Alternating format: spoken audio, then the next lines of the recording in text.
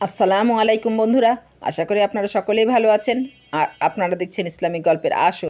হজরত তালহা রাদিয়াল্লাহু আনহু একজন বিশিষ্ট সাহাবীর নাম। এক সময় তিনি ব্যবসার কাজে গিয়েছিলেন সিরিয়ায়। তাদের বাণিজ্য কাফেলা গিয়ে থামল এক বিশাল বাজারের পাশে। তাই সেখানে ছিল অনেক মানুষের ভিড়, কেউ ক্রেতা কেউ বা বিক্রেতা। দূর দূরান্ত থেকে এখানে ছুটে এসেছে লোকজন। হজরত তালহা রাদিয়াল্লাহু আনহু এসেছেন সুদূর মক্কা থেকে। উট ঘোড়া গাধাগুলো বেঁধে কাফেলার লোকজন ঢুকলো বাজারে। হজরত তালহা রাদিয়াল্লাহু আনহু লোকের ভিড় ঠেলে বাজারে একটি গলিপথ ধরে হাঁটছিলেন। এমন সময় তার কানে ভেসে এলো কোনো একজনের ভাষণের একটি আওয়াজ। তবে তা অস্পষ্ট হওয়ার কারণে তিনি কথার মর্মার্থ বুঝতে পারলেন না। তিনি এদিক ওদিক তাকিয়ে দেখলেন, খানিকটা দূরে একটু উঁচু স্থানে দাঁড়িয়ে একজন লোক হাত নেড়ে নেড়ে কিছু একটা বলছে। পাশে অনেক লোকের একটা জটলাও দেখা গেল। হজরত তালহা রাদিয়াল্লাহু আনহু লোকটির দিকে এগিয়ে গেলেন। তিনি শুনলেন লোকটি গলা ফাটিয়ে চিৎকার করে বলছে, হে আমার ভাইয়েরা, এখানে কি মক্কার কোনো লোক আছে? তোমরা কি কোনো মক্কাবাসীর সন্ধান দিতে পারো? লোকটার কথা শুনে হজরত তালহা রাদিয়াল্লাহু আনহু এর মনে খটকা লাগলো। কি ব্যাপার, লোকটা মক্কার অধিবাসী খুঁজছে কেন? আর সেখানকার লোক খুঁজতে এভাবে চিৎকার করেই বা বলতে হবে কেন? লোকটি কি কোনো সমস্যায় পড়ল, নাকি সে কারো খোঁজ নিতে মক্কার লোক খুঁজছে? তালহা রাদিয়াল্লাহু আনহু ভাবতে ভাবতে কয়েক কদম সামনে এগিয়ে গেলেন। তারপর হাত উঁচু করে লোকটার দৃষ্টি আকর্ষণ করলেন এবং বললেন, হ্যাঁ, আমি আছি। আমি মক্কাবাসী। আমি কুরাইশ বংশের লোক। তুমি চাইলে আমাকে বলতে পারো। তালহা রাদিয়াল্লাহু আনহু এর কথা শুনে লোকটার মুখ উজ্জ্বল হয়ে উঠল। তার চোখে মুখে যেন স্বস্তির আভা ফুটে উঠল। মনে হলো লোকটা যেন বহুদিন খুঁজে মক্কার এ লোকটির সন্ধান পেয়েছে। তাই দেরি না করে লোকটি হজরত তালহা রাদিয়াল্লাহু আনহু এর দিকে এসে বলল, তুমি মক্কা থেকে এসেছো? আচ্ছা, তুমি কি বলতে পারো তোমাদের দেশে আহমদ নামে কি কেউ আসছে? কথা শুনে তালহা রাদিয়াল্লাহু আনহু ভাবনায় পড়ে গেলেন। লোকটার প্রশ্ন নিয়ে ভাবেন আর অবাক হন। বারবার ভালো করে তাকিয়েও দেখেন, লোকটাকে পাগল বলে মনে হয় না। তার মধ্যে অস্বাভাবিক কিছুও লক্ষ্য করা যায় না। লোকটার শরীরে পাদ্রির পোশাক, মানে লোকটার ধর্মে খ্রিস্টান। দেখতে দেখতে তালহা রাদিয়াল্লাহু আনহু এর মন উৎসুক হয়ে উঠল। তিনি এগিয়ে গিয়ে লোকটাকে জিজ্ঞাসা করলেন, আচ্ছা জনাব, আহমদের কথা কেন জানতে চাইলেন? সে কার ছেলে? কি তার পরিচয়? তাহলে শোনো, বলছি, আবদুল্লাহর পুত্র মুহাম্মদ। তিনি এ মাসেই মক্কায় আত্মপ্রকাশ করেছেন। তিনি শেষ নবী হয়ে এসেছেন। আবদুল্লাহর পুত্র আহমদ? কই, এই নামে কাউকে তো জানি না। এমন কারো নাম তো শুনিনি। নবী হবার এমন দাবির কথাও আমি জানি না। আচ্ছা, তুমি এসব জানলে কিভাবে? তালহা রাদিয়াল্লাহু আনহু প্রশ্ন করেন লোকটাকে। লোকটি বলল, তাহলে মন দিয়ে শোনো। আজ থেকে 550 বছর আগের কথা। দুনিয়ায় এসেছিলেন একজন নবী। নাম তার ঈসা আলাইহিসসালাম। আমরা তাকে যিশু বলে ডাকি। তার ওপর এক আসমানি কিতাব নাজিল হয়েছিল। কিতাবের নাম ইনজিল। এই কিতাবে মহান প্রভু আল্লাহ তাআলার কাছ থেকে নাজিল হয়েছিল। আর এই কিতাবেই লেখা আছে আহমদের নাম, তার নবী হওয়ার কথায়। এই রমজান মাসেই তো তিনি নবী হিসেবে আত্মপ্রকাশ করবেন। ইনজিলের এ কথা মিথ্যা হতে পারে না। অবশ্যই আহমদ নামে একজন নবী আসবেন। লোকটার কথা যতই শুনছিলেন তালহা রাদিয়াল্লাহু আনহু ততই যেন অবাক হচ্ছিলেন।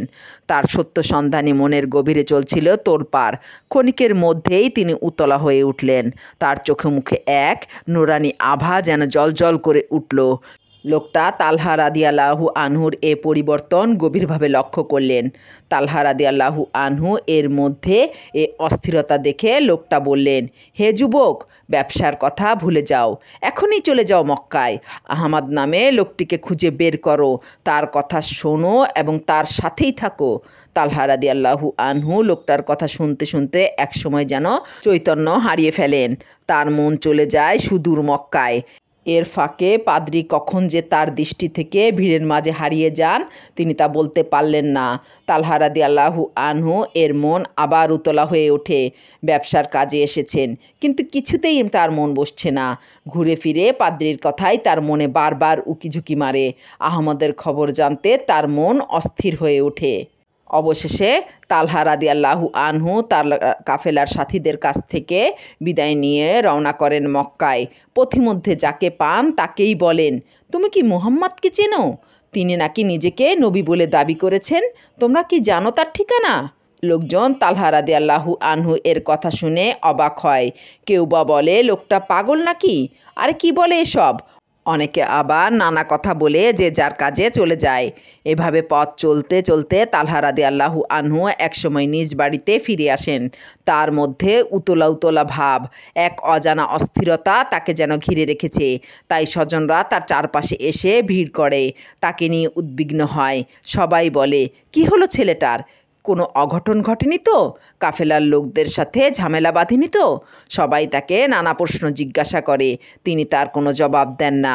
একসময় তালহা রাদিয়াল্লাহু আনহু আত্মীয়দের বলেন, আচ্ছা তোমরা কি আহমদ নামে কাউকে চেনো? কাউকে কি তোমরা নবী বলে দাবি করতে শুনেছ? হজরত তালহার প্রশ্ন শুনে আত্মীয় স্বজনরা সবাই তো অবাক। তাদের সবার প্রশ্ন, ওর হলো কি? ও কার কথা বলছে? কেউ বা বলে ছেলেটার মাথা খারাপ হলো নাকি? আপনজনরা তাকে সান্ত্বনা দেন, বিশ্রাম নিতে বলেন, কিন্তু তালহা রাদিয়াল্লাহু আনহু এর অস্থিরতা কাটে না। কারো সান্ত্বনা বা অভয় হজরত তালহাকে টলাতে পারে না। তার কথা একটাই, তোমরা বলো, কে এই আহমাদ? তিনি কোথায়? তার সন্ধান আমাকে দাও। এভাবে চলতে চলতে একদিন হঠাৎ একজন বলে, তালহা, বলি শোনো, জানতে পারলাম হাশিমি বংশের ছেলে আবদুল্লাহর পুত্রের নাম নাকি মুহাম্মদ। শুনেছি তিনি নিজেকে নবী বলে দাবি করেছেন। তার ওপর নাকি আল্লাহর পক্ষ থেকে ওহী নাজিল হয়েছে। লোকটির কথা শুনে চমকে ওঠেন তালহা রাদিয়াল্লাহু আনহু। তাহলে পাদ্রীর কথাই কি সত্যি? তালহা রাদিয়াল্লাহু আনহু অস্থিরভাবে জিজ্ঞাসা করেন, আচ্ছা কবে তিনি নবী বলে দাবি করেছেন? তিনি কি বলেছেন শুনি? লোকটি বলল, শোনো তাহলে সেদিনের কথা। তুমি ব্যবসার কাজে সিরিয়ায় যাওয়ার পরেই ঘটে গেল সেই ঘটনা। কি অবাক কাণ্ড! আবদুল্লাহর পুত্র মুহাম্মদ সাল্লাল্লাহ নিজেকে নবী বলে দাবি করলেন। এ নিয়ে যে কত কথা, কত আলোচনা হয়েছে তার ইয়াত্তা নেই। এটা নিয়ে নানাজন নানা কথা বলছে। অনেকেই মুহাম্মদ সাল্লাল্লাহু আলাইহি সাল্লামের কথা বিশ্বাস করতে পারছে না। শুনলাম আবু কুহাফার ছেলে আবু বকর রাদিয়াল্লাহু নাকি তার দলে যোগ দিয়েছে। লোকটার মুখে মুহাম্মদ সাল্লাল্লাহু আলাইহি সাল্লাম এর এ খবর শুনে তালহা রাদিয়াল্লাহু আনহু এর মন উতলা হয়ে উঠল। হজরত আবু বকর রাদিয়াল্লাহু আনহুকে তিনি ভালো করেই জানেন। তার সাথে হজরত তালহা রাদিয়াল্লাহু আনহু এর খুব জানাশোনা আছে। তাই তালহা রাদিয়াল্লাহু আনহু তার মন আর স্থির রাখতে পারলেন না। তিনি ছুটে গেলেন আবু বকর রাদিয়াল্লাহু আনহু এর কাছে। তাকে সরাসরি জিজ্ঞাসা করলেন, শুনলাম মুহাম্মদ সাল্লাল্লাহু আলাইহি সাল্লাম নাকি নবী হয়েছেন। আপনি কি এ খবর জানেন? তুমি ঠিকই শুনেছ, আবদুল্লাহর পুত্র মুহাম্মদ সাল্লাল্লাহু আলাইহি ওয়াসাল্লাম নবী হয়েছেন। তার ওপর ওহী নাজিল হয়েছে, জানালেন হজরত আবু বকর রাদিয়াল্লাহু আনহু। তাহলে আপনিও কি তার অনুসারী হয়েছেন? হ্যাঁ তালহা, তোমার অনুমান ঠিক। আমি কলেমা পড়ে মুসলমান হয়েছি। এ কথা শুনে হজরত তালহা রাদিয়াল্লাহু আনহু এর মন কেঁপে উঠল। আবু বকর রাদিয়াল্লাহু আনহু এর কথায় তালহা রাদিয়াল্লাহু আনহু এর মনের দুয়ার খুলে গেল। আবু বকর রাদিয়াল্লাহু আনহু তালহা রাদিয়াল্লাহু আনহু এর মনের অবস্থা অনুমান করতে পারলেন। তাই তিনি বললেন, শোনো তালহা, মিথ্যা ও অন্যায় আর কতকাল চলবে? মিথ্যার বেশাতি করে কী লাভ? মূর্তি পূজার কোনো মানে হয় না। বরং চলে এসো এক আল্লাহর পথে, তার দরবারে মাথা নত করাই শ্রেয়। হজরত আবু বকর রাদিয়াল্লাহু আনহু এর কথা শুনে তালহা রাদিয়াল্লাহু আনহু আর কিছুই বলতে পারলেন না। খানিকক্ষণ অপলক নেত্রে চেয়ে থাকলেন আবু বকর রাদিয়াল্লাহু আনহু এর দিকে। তার মনের গভীরে কি যেন এক তোলপাড় খেলে গেল। আবু বকর রাদিয়াল্লাহু আনহু তালহা রাদিয়াল্লাহু আনহু এর পরিবর্তন লক্ষ্য করে মনে মনে মহান স্রষ্টা আল্লাহর শুকরিয়া জানালেন। আর দেরি না করে আবু বকর রাদিয়াল্লাহু আনহু হজরত তালহা রাদিয়াল্লাহু আনহুকে নিয়ে মহানবী সাল্লাল্লাহু আলাইহি ওয়াসাল্লাম এর দরবারে হাজির হলেন। পথে যেতে যেতে তালহা রাদিয়াল্লাহু আনহু এর মনে আল্লাহর নবী সম্পর্কে কল্পনার নানা ফানুস উঠছিল। তার কোনো কিছুই যেন সহ্য হচ্ছিল না। মহানবী সাল্লাল্লাহু আলাইহি সাল্লামকে দেখে তার অতৃপ্তির চোখ কখন জুড়াবেন, সেজন্যই যেন তার এই অস্থিরতা। তালহা রাদিয়াল্লাহু আনহু যখন মহানবী সাল্লাল্লাহু আলাইহি ওয়াসাল্লামের সামনে গিয়ে হাজির হলেন, তখন সীমাহীন প্রশান্তির এক বেহেশতি আবেশ তার দেহমন ছুঁয়ে গেল। তিনি আর স্থির থাকতে পারলেন না। আর তখনই তিনি কলিমা শাহাদাত পাঠ করে ইসলাম কবুল করে নিলেন, শামিল হয়ে গেলেন ইসলামের সুশীতল ছায়াতলে। এভাবে হযরত তালহা রাদিয়াল্লাহু আনহু এর জীবনের নতুন অধ্যায় শুরু হলো। তখন তার বয়স ছিল মাত্র 17 বছর।